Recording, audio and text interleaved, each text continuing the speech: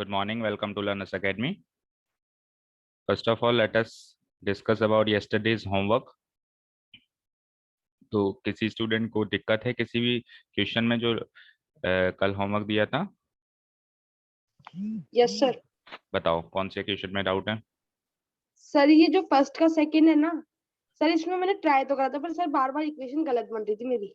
Equation तो मैंने पहले बनवा दी थी, आपको बनानी नहीं थी फर्स्ट के सेकंड में? अच्छा, फर्स्ट के सेकंड इसमें यस सर। 3.2 में यस सर। 5 पेंसिल है 7 पेन है, कल ही बनवा दी थी इक्वेशन। तो 5x plus 7y equals to 50। पहली इक्वेशन ये, राइट।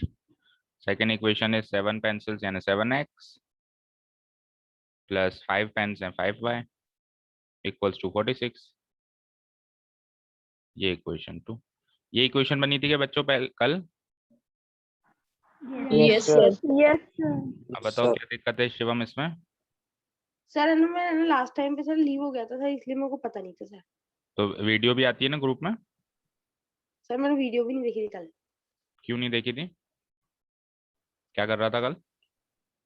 सर कर तो कुछ नहीं रहा था सर, मतलब ना पिछले 3 दिनों पापा से से नेटवर्क बात ही करनी बहुत। पड़ेगी, कुल मिला के बात ये है। चलिए, तो ये 2 इक्वेशंस बन गई, इसको सॉल्व करना है और सॉल्व करके ग्राफ में प्लॉट करना है। Any other doubt? No sir. अब देखिए 3.1 में कुछ बच्चों को डाउट्स थी, हालांकि मैंने टेलीग्राम पे सॉल्व कर दी थी उन डाउट्स को, लेकिन फिर भी एक बार फिर से उसको थोड़ा सा डिस्कस करते हैं और कुछ जरूरी बातें हैं जो आपको बताते हैं हम। मुझे ये बताइए क्वेश्चन नंबर 1 में इक्वेशंस क्या बनी थी? 3.1 के क्वेश्चन नंबर 1 में can anyone tell me the equations? बोलो। x minus 7x x minus 7x 7y 7y हाँ आगे plus 42 plus 42 equals to is equals to 0. 0। Second x minus 3y x minus 3y minus 6 equals to 0। देखिए बच्चों, first of all अब mic off करिए, ध्यान से सुनिए सारे बच्चे। ये हमने स्टैंडर्ड फॉर्म में कन्वर्ट किया था उसको, क्योंकि मुझे रिप्रेजेंट करना था। मैंने क्या कहा था, ग्राफिकल मेथड के लिए ज़्यादा अच्छा क्या रहता है कि हम कांस्टेंट टर्म को आरएचएस में ले जाएं। कैसे? x minus 7y equals to 42 को उधर ले जाते हैं माइनस 42। सेकेंड इक्वेशन में भी x minus 3y equals to minus 6 को उधर ले जाते हैं प्लस 6। अगर आप ऐसा करते हैं तो थोड़ा सा इजी हो जाता है। बस ऐसा नहीं है कि ऊपर वाले से आंसर नहीं आ सकता, ऊपर वाले से भी आंसर आएगा, लेकिन हम अगर कांस्टेंट टर्म को आरएचएस में ले जाते हैं तो इट बिकम्स स्लाइटली इजियर अगर हम ग्राफिकल मेथड से सॉल्व कर रहे हैं तो। ठीक है, अब आपको x की वैल्यूज एंड y की वैल्यूज सोच सोच के 3 सॉल्यूशंस बनाने होते हैं, यही प्रोसेस है। देखिए, एक अगर आपने पहला पॉइंट सोच लिया, अब तक जो इक्वेशंस थी वो कैसी थी? x plus y minus x plus 2y, यानी छोटी छोटी इक्वेशंस थी। अब थोड़ी सी इक्वेशंस बड़ी होती जा रही है यहाँ पे। तो कहने का मतलब यह है कि बड़े इक्वेशंस में हम एक्स एंड वाई की क्या वैल्यूज कंसीडर करें। कई बच्चों को कल दिक्कत आई और कई बच्चों ने कंसीडर कर भी ली। तो हम कैसे पता लगाएं कि एक्स की वैल्यू क्या माननी चाहिए एंड वाई की वैल्यू क्या माननी चाहिए? देखो, आप शुरुआत में एक्स या वाई की कोई भी ऐसी वैल्यू, एक पहली वैल्यू सोच लीजिए बस। दूसरी और तीसरी वैल्यू निकालने का एक शॉर्ट ट्रिक मैं आपको बता दूंगा। हाँ, पहली वैल्यू आपको सोचनी पड़ेगी। फॉर एग्जाम्पल, अगर मैं बोलो एक्स की पहली वैल्यू क्या मानी थी आप लोगों ने? किसी ने भी कल जब सॉल्व किया था इसको? बोलो। 0 0 ही मान ली, ठीक है ठीक है, कोई प्रॉब्लम नहीं, लेट एक्स भी 0। तो एक्स को 0 मानते ही हमारे पास हो गया 0 minus 7y equals to minus 42। 0 minus 7y becomes minus का 7y इक्वल्स टू माइनस का 42। From here y comes out to be minus 42 upon minus 7। Minus से माइनस कैंसिल आउट, 7 6 या 42। So x comma y, x comma y equals to 0, 6. This is our first solution. yes sir yes sir ठीक है, अब second and third solution के लिए बताए क्या करना पड़ेगा हमको?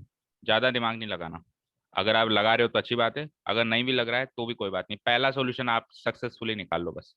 देखिए बेटा, सेकेंड सॉल्यूशन के लिए याद रखना आपने x को मानना शुरू किया ना, तो अब x को ही मानना शुरू करो। Let x be. मुझे ये बताओ y का कोएफिशिएंट क्या है, 7 या -7, जो भी कहें, 7 या -7 है ना। तो Yes, अब sir. आप x की अगली वैल्यू 7 के गैप में लें। फॉर एग्जांपल पहले 0 लिया था तो 0 में 7 और जोड़ दो, 7 के गैप में 7, x भी 7 मान लो, उससे अगली वैल्यू 7 और जोड़ देना, 14 ले लेना। ये ऐसा जरूरी नहीं है कि जोड़ना ही है, घटा भी सकते हो। फॉर एग्जाम्पल 0 में से 7 घटा दो, -7 भी ले सकते हो। 7 के गैप में अगर आप x की वैल्यूज कंसीडर करेंगे तो आपकी y की वैल्यूज एक इंटीजर वैल्यू आती जाएगी। इंटीजर वैल्यू का मतलब जैसे 6 एक इंटीजर वैल्यू है ना। अभी सपोज करो मैं x की वैल्यू यहाँ पे 7 के गैप में ना लूं और मेरी मर्जी है मैं 1 ले लूं, तो क्या होगा। अगर मैंने x की वैल्यू 1 ले ली, देखो क्या होगा, 1 minus 7y equals to minus का 42, माइनस का 7y इक्वल्स टू माइनस का 42, 1 उधर जाके -1 हो जाता है, माइनस का 43 हो जाता है, एंड y की वैल्यू आ जाती है -43 अपॉन -7, माइनस से माइनस कैंसिल आउट, 43 अपॉन 7। तो देखो मेरा पॉइंट क्या निकला, सॉल्यूशन क्या निकला, x को मैंने 1 माना, y की वैल्यू आ गई 43/7। तो जो y की वैल्यू आई वो एक इंटीजर वैल्यू नहीं आई ना, एक फ्रैक्शनल वैल्यू आ गई। और फ्रैक्शनल वैल्यू को ग्राफ में प्लॉट करना बड़ा मुश्किल है ना, बताओ। Yes, sir. इसको डेसिमल में Yes, चेंज sir. करेंगे, 7 6 जा 42, फिर बचा 1, 7 1 जा 7, फिर बचा 3, 7 4 जा 28, 6.14। अब 6.14 को कैसे हम ग्राफ में प्लॉट करना चाहें तो कर सकते हैं, लेकिन थोड़ा सा मुश्किल हो जाता है। तो हमारी कोशिश ये रहती है कि हमारी y की जो वैल्यूज आए, जैसे यहाँ पे 6 एक इंटीजर वैल्यू आई है, अगली भी इंटीजर वैल्यू ही आए तो अच्छा हो जाए। तो उसके लिए हमको क्या करना है, x की वैल्यू सेम उसी गैप में कंटिन्यू करनी है जो कि y का कोएफिशिएंट है। y का कोएफिशिएंट 7 है, तो 7 के गैप में कंटिन्यू करो। चलो देखो कैसे। लेट x भी, इस इक्वेशन को बाद में देखते हैं, चलो यहीं पे कंटिन्यू कर देता हूं मैं। सेकेंड वैल्यू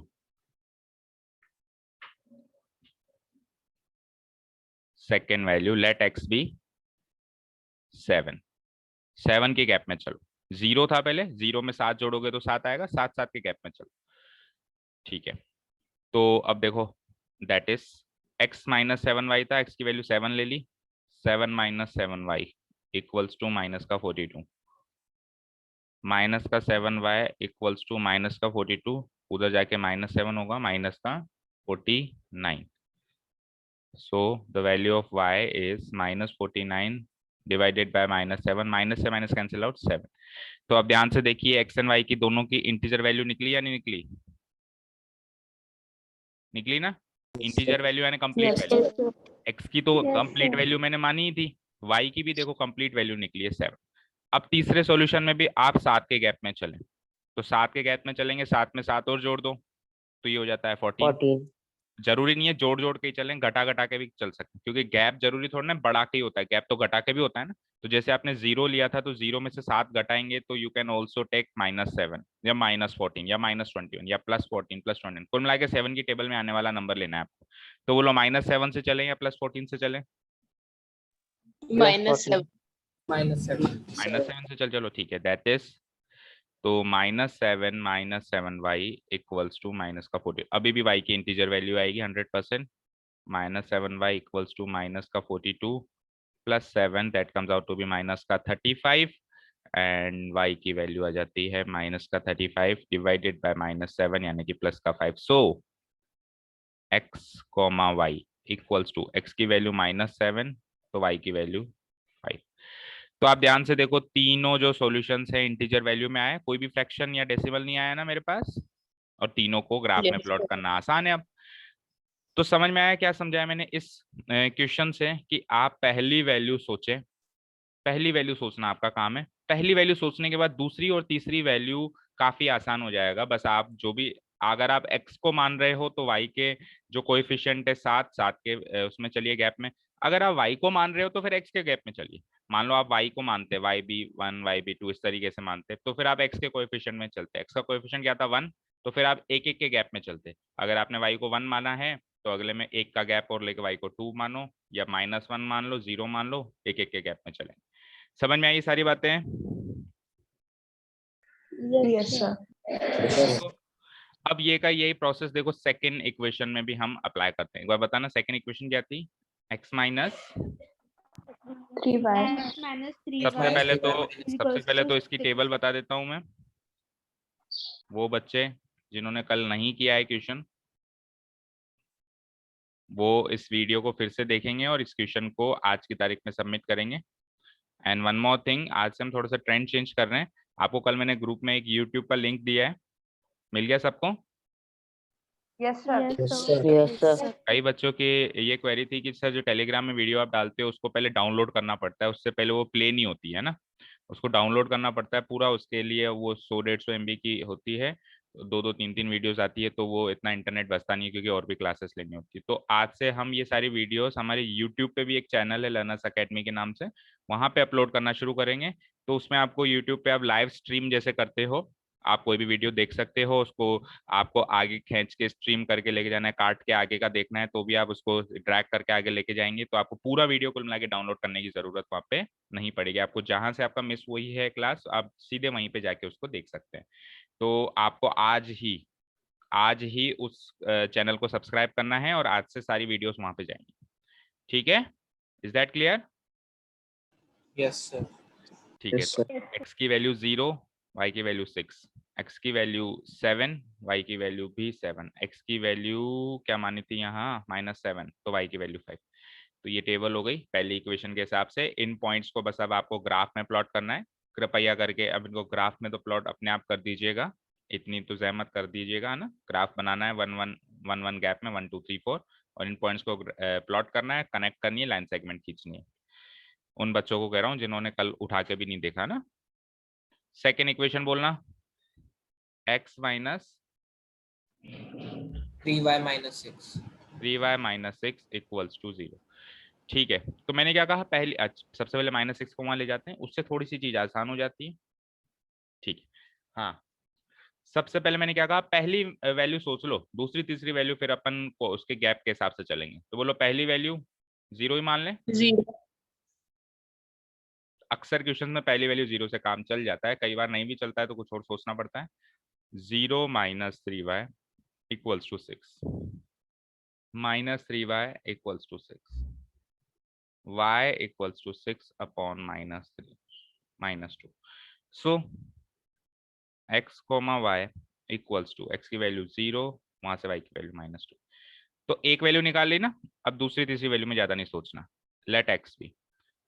तो x की वैल्यूज कंसीडर करी जा रही हैं, तो y का कोएफिशिएंट देखो, y का कोएफिशिएंट क्या है बेटा, 3 है ना, तो 3-3 के गैप में चलो, 0 + 3 क्या हो जाएगा, 3 हो जाएगा। अब 3-3 के गैप में चलना है क्योंकि y का कोएफिशिएंट 3 है। समझ आया क्या? चलो 3 के गैप में चलते हैं, that is 3 - 3y equals to 6।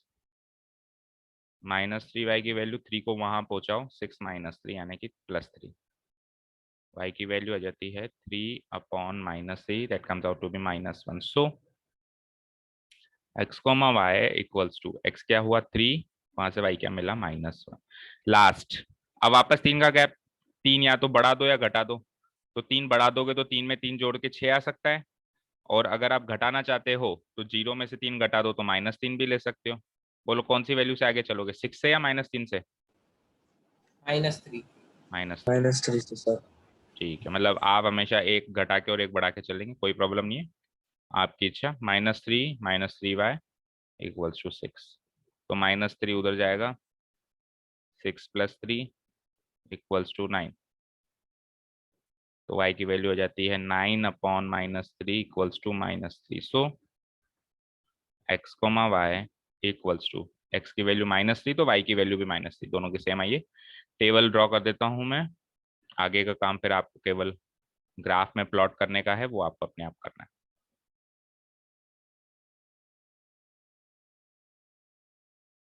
x, y, x की वैल्यू 0, y की वैल्यू -2, x की वैल्यू 3, y की वैल्यू -1, x की वैल्यू -3 तो y की वैल्यू भी -3। ये बन गई हमारी इसकी टेबल। देखो 3-3 के गैप में चलाऊं मैं, 0 + 3 किया एक बार और एक बार -3 किया, क्यों? क्योंकि y का कोएफिशिएंट 3 था। क्लियर है बेटा सबको? अब आगे का काम तो कर दोगे, केवल ग्राफ में प्लॉट करने का ही काम है अब तो। Yes, sir. Yes, sir. Angel कौन सा क्वेश्चन नहीं आया था आपको? 3.1 का फर्स्ट यही वाला नहीं आया था शायद? बोलो एंजल, एंजल बोलो, ये वाला ही नहीं आया था ना? पर ये इतना मुश्किल था तो नहीं, पता नहीं आपको। हाँ तो अब तो आ गया। अरे नो सर, वो तो गया था, थोड़ा सा प्रॉब्लम हो रही थी। अच्छा तो अब तो क्लियर है, अब तो हो जाएगा आज तो। Yes, sir.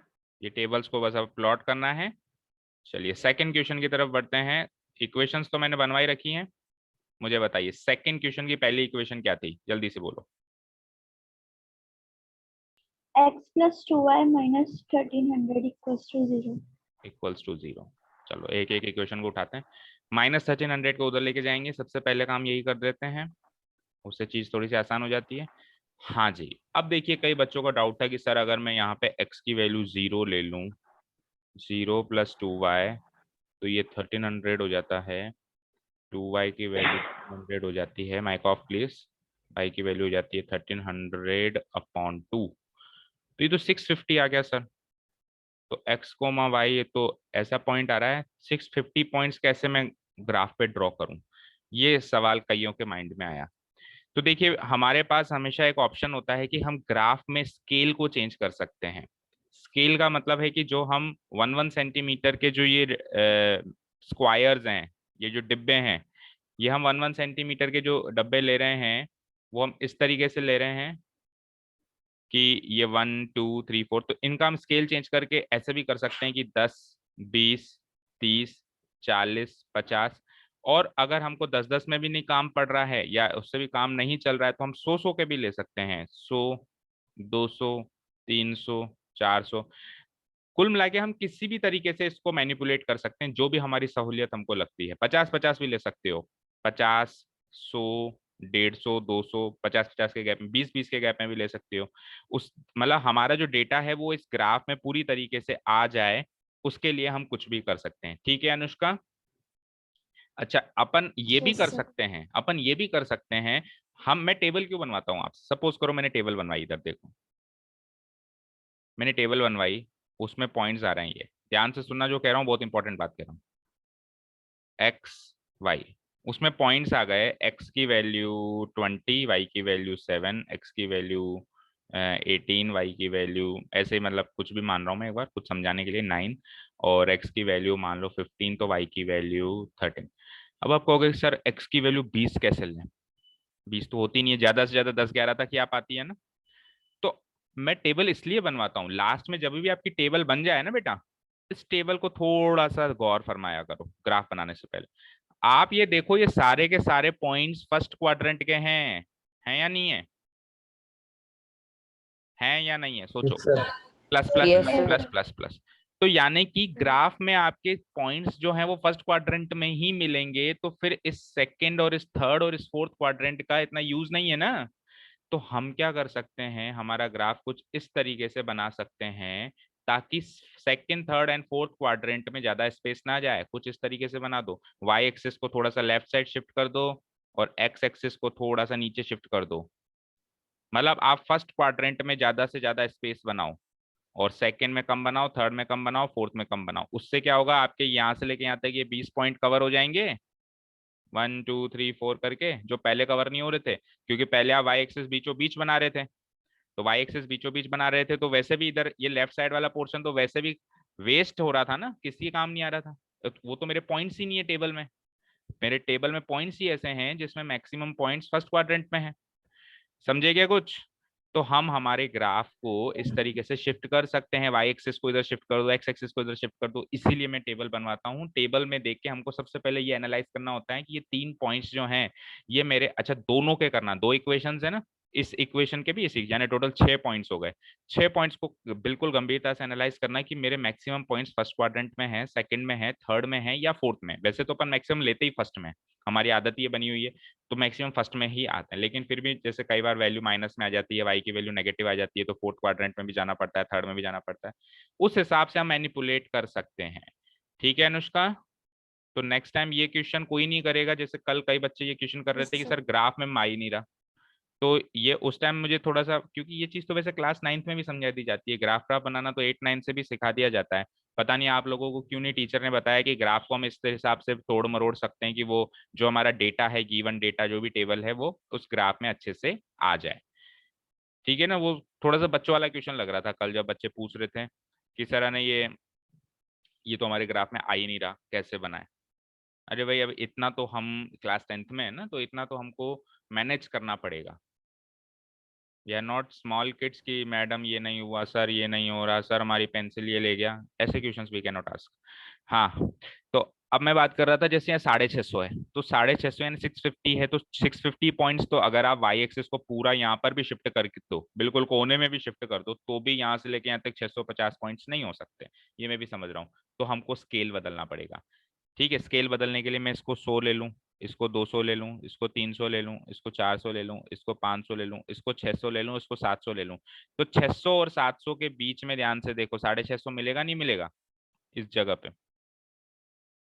Yes, sir. Yes, मिल sir. जाएगा ना, 650 मिल जाएगा ना। यही वाला पॉइंट मेरा 0,650 हो जाएगा जो मैंने मार्क किया है, क्योंकि x की वैल्यू 0 है, y की वैल्यू 650। सॉरी, उल्टा कर दिया क्या? x की वैल्यू 0 है, सॉरी ये नहीं होगा, ये होगा। x की वैल्यू 0 है ना, y की वैल्यू 650, ये वाला पॉइंट होगा। x की वैल्यू 0 है, और यहीं से बस, मतलब x में तो आपको मूव ही नहीं करना ना, राइट साइड मूव करना है आपको, केवल y में मूव करना है। तो ओरिजिन से ही बस 6.5 कदम ऊपर चलो, 1 2 3 4 5 6 और 6.5, 7 और 6 के बीच में 6.5। समझ आया? जो समझाया वो समझ आया क्या इतना? लेकिन Yes, सर लेकिन इंपॉर्टेंट, हाँ बोलो, पहले आप पूछो, क्या पूछ रहे हो? सर ये तो जरूरी है ना कि सेकंड थर्ड और फोर्थ क्वाड्रेंट बनाए? बिल्कुल जरूरी है। जरूरी इसलिए है क्योंकि बेटा हमको लाइन थोड़ी सी आर पार खींचनी होती है ना। सपोज करो मेरे तीनों पॉइंट्स यहाँ पे बने, फर्स्ट क्वाड्रेंट में बने, 1 2 3, तो हमको लाइन को थोड़ा सा आर पार खींचना होता है। तो अगर आप क्वाड्रेंट ही नहीं बनाओगे तो फिर लाइन को आर पार कैसे खींचोगे? अब सपोज करो आपने तो यहाँ पे उसको 3 पॉइंट्स यहाँ पे बनाए, और आपने सोचा यार मेरे तो 3 पॉइंट्स यहीं बन रहे हैं, तो मैं सेकंड थर्ड फोर्थ क्वाड्रेंट बनाता ही नहीं हूँ। अगर आपने ऐसा सोचा, ये भी तो हो सकता है बेटा, जो लाइंस आपने बनाई हैं वो इस तरीके से फोर्थ क्वाड्रेंट में जाके इंटरसेक्ट हो। ये तो पॉसिबिलिटी है ना। आपने पॉइंट्स तो फर्स्ट क्वाड्रेंट के लिए, इसके भी और उसके भी, ये 3 पॉइंट्स आपने इसके ले लिए, ये 3 पॉइंट्स इसके ले लिए, लेकिन इंटरसेक्शन मान लो फोर्थ क्वाड्रेंट में हुआ, फिर आपने तो बनाया ही नहीं, बनाया ही नहीं, तो आपका लाइन ही इंटरसेक्ट नहीं होगी। फिर आप सॉल्यूशन कैसे निकालोगे? इंटरसेक्टिंग पॉइंट ही तो सॉल्यूशन होता है। समझ गए क्या? सर अगर इंटरसेक्ट भी फर्स्ट क्वाड्रेंट में हो तो? अगर इंटरसेक्ट भी फर्स्ट में हो तो भी बनाना है, क्योंकि नहीं बनाएंगे तो वो थोड़ा सा अच्छा रिप्रेजेंटेशन नहीं होगा। थोड़ा सा ही बना दो पर बनाना पड़े। अब आप इतना सोचो कि मेरा इंटरसेक्ट यहाँ हो रहा है, तो इससे अच्छा थोड़ा बना ही दो ना। पहले मतलब आप एक रफ ग्राफ बना के देखोगे, फिर आप देखोगे मेरा इंटरसेक्शन कहाँ हो रहा है, उस हिसाब से आप फेयर बनाओगे, तो उसमें वैसे ही इतना टाइम लग जाएगा। इससे अच्छा है थोड़ा थोड़ा बना ही दो, बनाना जरूर है। ठीक है, क्लियर है? क्लियर है बेटा सभी यस को? सर। Yes, sir. हाँ, यस सर। अब कुछ इंपॉर्टेंट बातें सुनिए। पहली इंपॉर्टेंट बात, जो आप स्केल लेते हो, अगर आप 100 का, 50 का, 20 का, 10 20, जो भी आप स्केल ले रहे हो, जो स्केल आपने एक्स एक्सिस में लिया, सुनना ध्यान से कान खोल के, जो स्केल आपने एक्स एक्सिस में लिया, same to same scale y axis में लेना कंपलसरी है। अगर नहीं लेते हो तो गड़बड़ी हो गई। अगर आपने यहाँ 100 200 लिया है, तो वाई एक्सिस पे भी 100 200 300 ही चलेगा। पहली चीज ये क्लियर हुई सबको? Yes, sir. Yes, sir. Second important thing, कई बच्चे पॉइंट्स को इसके बीच में ले रहे हैं। जैसे ये 0 है, ये 1 है, तो यहाँ पे भाई वो उनके पॉइंट्स आ नहीं रहे ना वहां पे, इसलिए वो उन्होंने यहाँ ले लिया 1, यहाँ ले लिया 2, यहाँ ले लिया 3, यहाँ ले लिया 4, यहाँ ले लिया 5, यहाँ ले लिया 6। देखो बेटा, आपको अगर एक के अंदर 2 पॉइंट्स को मवाना है, तो आप सिंपली 2 4 6 में चलो ना। कैसे? इसको 2, इसको 4, इसको 6, इसको 8, इसको 10, आपने 2 2 का स्केल ले लिया एक तरीके से। आप बीच वाले पॉइंट को मार्क मत करो, बीच वाले पॉइंट को कभी मार्क नहीं किया जाता। पॉइंट्स हमेशा कॉर्नर, ये जो पॉइंट्स है ना कॉर्नर वाले, इसी को मार्क किया जाता है। जैसे ये वाले, ये वाले, ये वाले, ये वाले, ये वाले। अब आपने इसको 2, इसको 4, इसको 6, इसको 8, इसको 10 मार्क किया, तो ऑब्वियसली 6 और 8 के बीच में यहाँ पे 7 है, अंडरस्टूड है वो। ऑब्वियसली 8 और 10 के बीच में यहाँ पे 9 है, अंडरस्टूड है। ऑब्वियसली यहाँ पे 0 और 2 के बीच में यहाँ पे 1 ही अंडरस्टूड है, लेकिन आप लिखोगे नहीं कि यहाँ 1 है, लिखा नहीं जाता कभी भी। ठीक है, क्लियर है ये चीज भी? यस मैं सारे Yes. बच्चों की Yes, वो sir. बता रहा हूँ मिस्टेक्स जो कल मेरे पास आंसर शीट्स आई थी। अब जिन कईयों ने भेजी नहीं तो उनके डाउट्स उनके साथ ही रहेंगे और ये 10वीं क्लास वो डाउट्स के साथ ही पास करेंगे और इन डाउट्स को ही वो कैरी फॉरवर्ड करेंगे 11वीं कक्षा में। वो उनकी इच्छा है। मैं कह के थक गया कि अपनी आंसर शीट्स भेजो।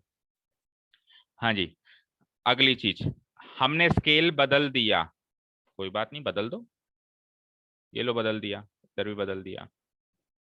तो बेटा अगर बदल दिया तो इसी ग्राफ पे बताना जरूरी है, कहीं भी जहां भी आपको स्पेस दिखे। फॉर एग्जांपल यहाँ पे मुझे स्केल स्पेस दिख गया तो मैं एक छोटा सा रेक्टेंगल ड्रॉ करूंगा, उसमें मैं लिखूंगा scale x axis y axis. वैसे तो दोनों का सेम होता है पर फिर भी अलग अलग लिखना। एक्स एक्सिस में 1 सेंटीमीटर में आपने 100 यूनिट लिए। ये 1 सेंटीमीटर होता है, चाहे से आप आपका स्केल उठा के ग्राफ को नाप के देख लो, ये जो लेंथ होती है 1 सेंटीमीटर की होती है हमेशा। वाई एक्सिस पे 1 सेंटीमीटर, वो भी 100 यूनिट्स लिया आपने। अगर 100 लिया है तो, अगर 50 लिया है तो 50 लिखना और इसको एक रेक्टेंगल में पैक करना है। This is compulsory, all the students listen carefully. कल की शीट्स में जिन्होंने भी स्केल को चेंज किया ही होगा, इस क्वेश्चन में तो करना ही पड़ा होगा, 100 यूनिट का लेना ही पड़ा होगा, नहीं तो हो ही नहीं सकता है क्वेश्चन। तो आपको उस ग्राफ में, मैं ये नहीं कह रहा हूँ फर्स्ट क्वाड्रेंट में ही लिखो, जहां भी स्पेस दिखे, क्योंकि फर्स्ट क्वाड्रेंट में तो आपने लाइंस को ड्रॉ किया होगा तो वहां तो जगह नहीं बची होगी। आप सेकंड में लिख दो, थर्ड में लिख दो, फोर्थ में लिख दो, कहीं भी ये स्केल जरूर लिखना है। तो इसको नोट डाउन कर सकते हो इस स्केल को इस तरीके से, x axis y axis. X axis पे 1 सेंटीमीटर कितने यूनिट्स लिया, वाई एक्सिस पे 1 सेंटीमीटर कितने यूनिट्स लिया, ऊपर हेडिंग डालनी है स्केल। इस तरीके से नोट करना है, अब जाके ये आपका क्वेश्चन पूरी तरीके से कंप्लीट होता है। समझ आया सभी को? Yes, sir. Sir yes sir सभी को समझ आया? क्लियर है सभी Yes, को बेटा? sir. यस कौन एब्सेंट है Yes, आज? Yes, धैर्य sir. आपको समझ आ रहा है?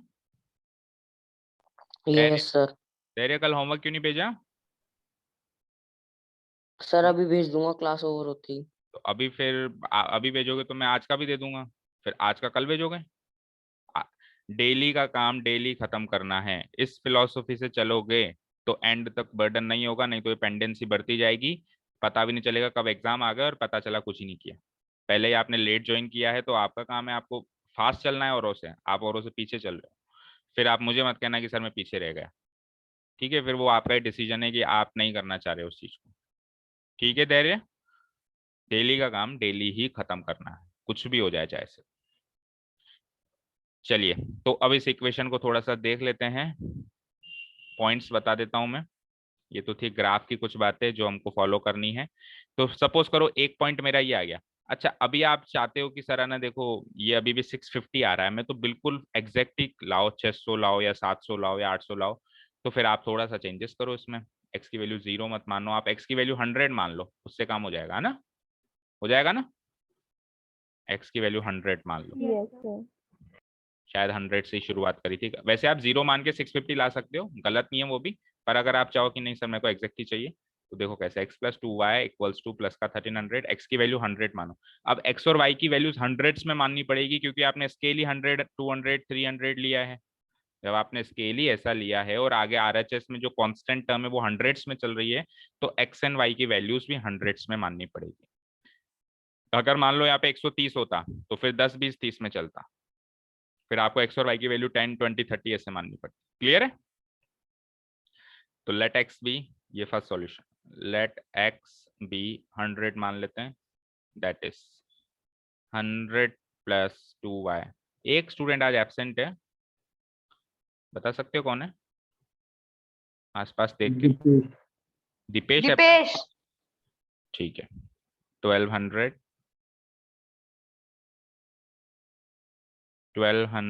Upon 2 600, so x comma y equals to 100, 600। पहला पॉइंट मिल गया।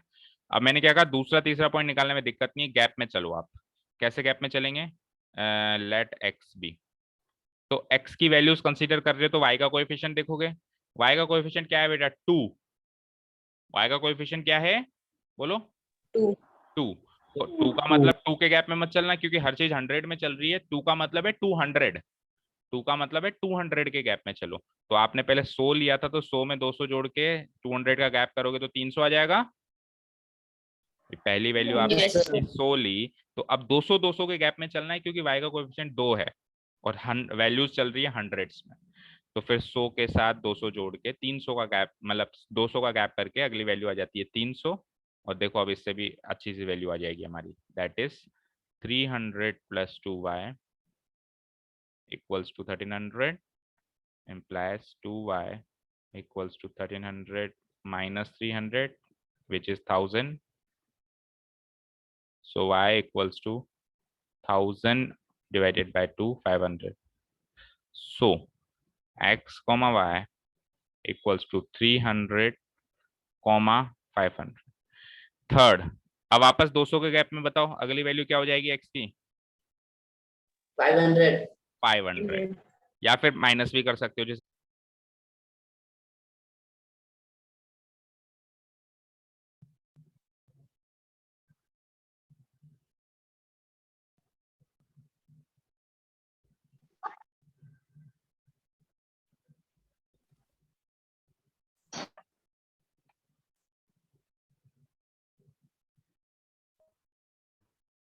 चलिए देखो, तो 200 के गैप में हम चल रहे थे। आप चाहो तो 200 प्लस कर सकते हो, नहीं तो 100 में से 200 को माइनस भी कर सकते हो। तो 100 माइनस 200 क्या होगा? माइनस का 100।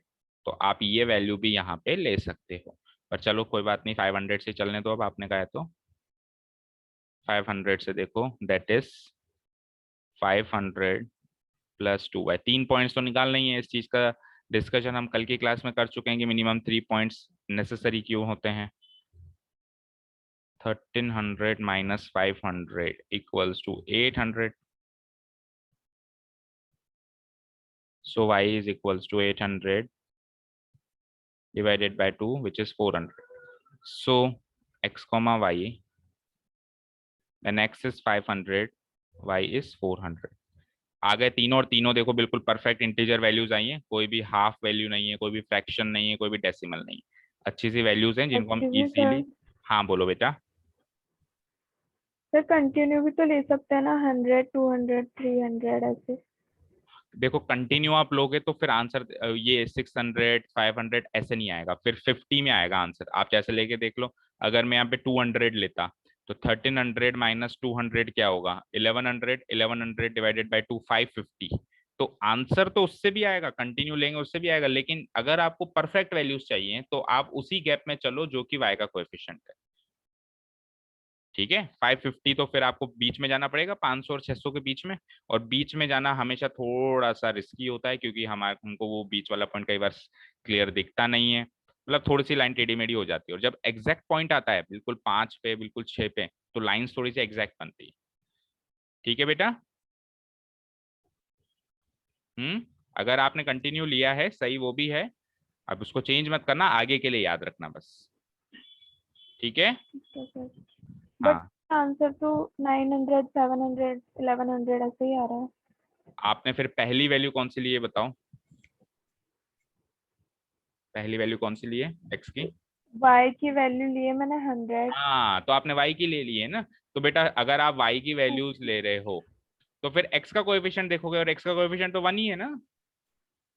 x का कोएफिशिएंट तो 1 है, तो फिर 1 का मतलब क्या है? 100। तो फिर आप y के हिसाब से तो आप 100 के गैप में ही चलोगे। अगर आप x के हिसाब से चल रहे हो तो y के कोएफिशिएंट के हिसाब से 200 के गैप में चलोगे। अगर आप y की वैल्यूज ले रहे हो तो फिर 100 के गैप में आंसर आएगा, बिल्कुल आएगा। ठीक है, बाकी बच्चों को भी क्लियर है ये बात? अगर आपने Yes, यस x सर। की Yes, वैल्यूज sir. कंसीडर करना शुरू करी हैं तो फिर आप y के कोएफिशिएंट के गैप में चलोगे। y का कोएफिशिएंट 2 है तो 200 200 के गैप में चलोगे। अगर आपने y की वैल्यूज कंसीडर करना शुरू करी हैं तो फिर आप x के कोएफिशिएंट के गैप में चलोगे। x का कोएफिशिएंट 1 है, यानी 100 के गैप में चलना शुरू करोगे। ठीक है, अभी क्लियर है सारी चीजें? Yes sir. Yes sir. X y, x को Yes, 100 sir. कंसीडर किया, वाई आया 600। एक्स को 300 यानी 300 कंसीडर किया, वाई आया 500। एक्स को 500 कंसीडर किया, वाई आया 400। प्लीज टेक ए स्नैपशॉट, और आगे जिन्होंने भी नहीं किया है और उनको आज ये ड्रॉ करके मुझे सेंड करना है। सेकेंड इक्वेशन जल्दी से बता दो, सेकेंड इक्वेशन बोलो जल्दी से।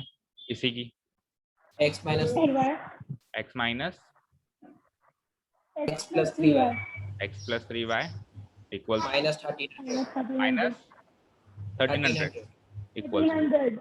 ठीक है, पहला काम क्या करेंगे, x प्लस 3y माइनस 1300 उधर जाके होगा प्लस का 1300। अब देखो आप सबसे पहले डिसाइड करो आप x की वैल्यूज कंसीडर करना शुरू कर रहे हैं या y की। अगर आप x की वैल्यूज कंसीडर कर रहे हैं तो 3-3 के गैप में चलेंगे फिर, और अगर आप y की वैल्यूज कंसीडर कर रहे हैं तो वापस 1-1 के गैप में चलेंगे। तो बोलो x की वैल्यूज से चलना चाहोगे कि y की वैल्यूज से, पहले तो डिसाइड x x की। तो ठीक है, x की वैल्यू 100 से शुरू कर देते हैं, उससे काम हो जाएगा हमारा ना।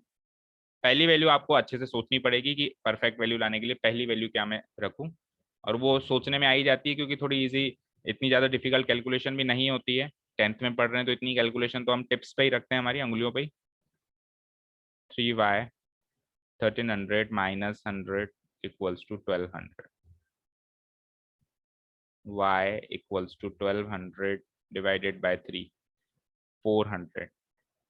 सो x comma y equals to 100 comma 400। चलो सेकंड वैल्यू अब कितने कितने के गैप में चलेगी बताओ, 300 100 में चल रहा है तो 100 300, क्योंकि y का कोएफिशिएंट 3 है ना, तो 100 में 300 जोड़ो क्या आएगा 400, 300 के गैप में चलो, that is 400 plus 3y equals to 1300, 3y equals to 1300 minus 400 900 901, हाँ y की वैल्यू हो जाती है 900 divided by 3 which is 300. So second solution is x comma y equals to x जब माना 400 तो y आ गया हमारा 300। ठीक है, अब थर्ड सॉल्यूशन वापस 300 के गैप में बताओ अगली वैल्यू क्या होगी, 700। जरूरी नहीं जोड़ते चलो, घटा भी सकते हो, तो आप घटा के कर लो अभी, है ना। 100 में 300 घटाओ कितना आएगा भाई, इसमें एक बार तो 300 जोड़ा तो 400 आया, अब इसमें से एक बार 300 घटा दो, तो 100 में से 300 घटाओगे तो कितना आएगा, -200। -200। तो -200 से चलो अभी, और चाहो तो आप 300 और जोड़ के 700 से भी चल सकते हो, वो भी सही है। पर हर एक वैल्यूज ले लेके हमको जितनी अच्छी प्रैक्टिस कर सकते हैं करनी है। एक बार नेगेटिव वैल्यू से भी प्रैक्टिस करो, कई बार पॉजिटिव से भी करो, पूरा परफेक्ट हो जाना है हमको हर चीज में। 1300 प्लस 200 हो जाएगा, -200 इधर आके विच इज 1500, एंड y की वैल्यू आ जाती है 1500 divided by 3 which is 500। So x comma y, x की वैल्यू अब की बार -200 मानी है, उससे आंसर 500। टेबल बना देते हैं जल्दी से।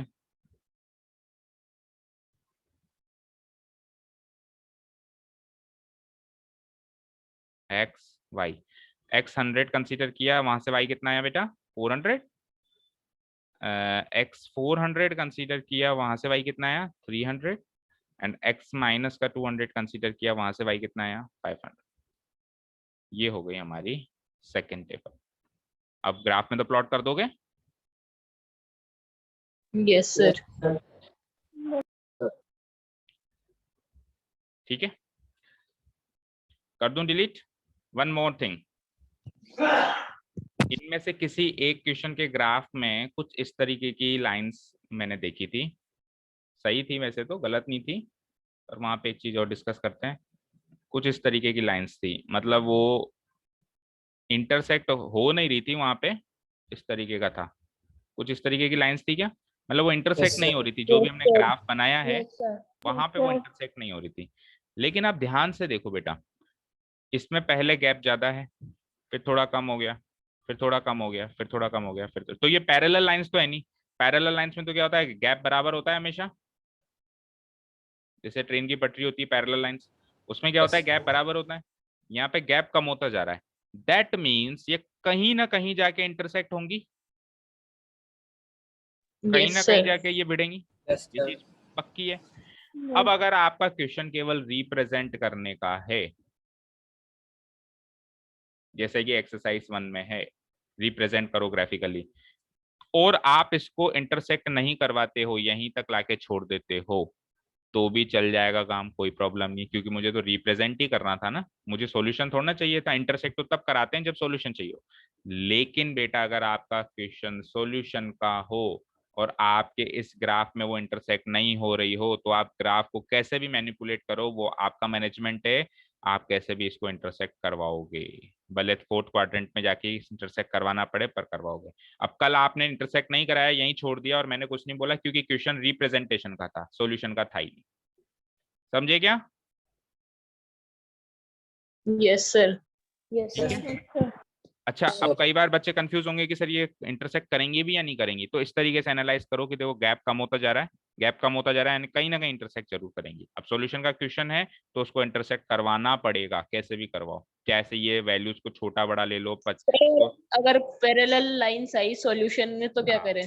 पैरेलल लाइंस आई तो कोई दिक्कत नहीं है। अब वो पैरेलल लाइंस कैसे आएंगी वो भी पता चल जाता है, जैसे एक क्वेश्चन में आई थी, शायद थर्ड क्वेश्चन में आई थी, Yes, क्वेश्चन sir. नंबर 3 में आई थी पैरेलल लाइंस कुछ इस Yes, तरीके sir. इस तरीके से चल रही थी। अब उसमें भी परफेक्ट पैरेलल लाइंस कईयों ने नहीं बनाई थी, कईयों की लाइन ऐसे बन रही थी, ये बन गई, यहाँ पे गैप ज्यादा था और इधर आते आते ये गैप थोड़ा कम हो गया था, ऐसे हो गया था। तो इस हिसाब से तो ये पैरेलल है नहीं, इस हिसाब से तो ये आगे चल के भिड़ जाएंगी। ठीक है। तो पैरेलल लाइंस जहाँ होती हैं वो भी हमको पता चल जाता है, जैसे हम बनाना शुरू करते हैं ना, पता चल जाता है कि यार ये तो पैरेलल है।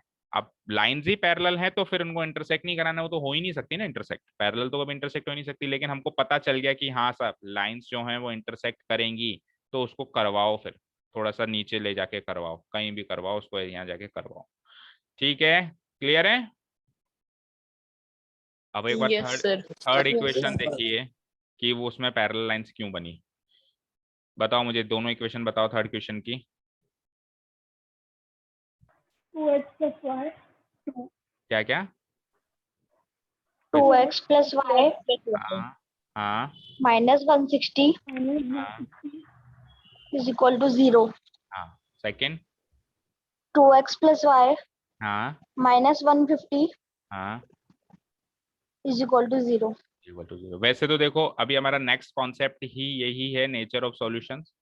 उसमें हम क्या करते हैं, इक्वेशंस को केवल देख के बता देते हैं कि लाइंस पैरेलल बनेंगी, 3 तरह की लाइंस होंगी, या इंटरसेक्टिंग बनेगी, इंटरसेक्टिंग मतलब एक जगह पे इंटरसेक्ट करें, या फिर तीसरा लास्ट होती है कोइंसिडेंस, कोइंसिडेंट लाइंस वो होती हैं जो एक लाइन दूसरे के ऊपर आ जाए, कोइंसिडेंट लाइंस। केवल इस इक्वेशन को देख के बता सकते हैं कि इसकी लाइंस कैसी बनेगी। कैसे? इनके कोएफिशिएंट्स को देख के। देखिए इसका और इसका जो रेशियो है वो सेम y के रेशियो से मिल रहा है, y का रेशियो यहाँ पे कोएफिशिएंट 1 है, मतलब 2/2 करूं और यहाँ पे 1/1 करूं, दोनों की वैल्यू सेम है ना, 2/2 की वैल्यू भी 1 होती है और 1/1 की वैल्यू भी 1 होती है क्या?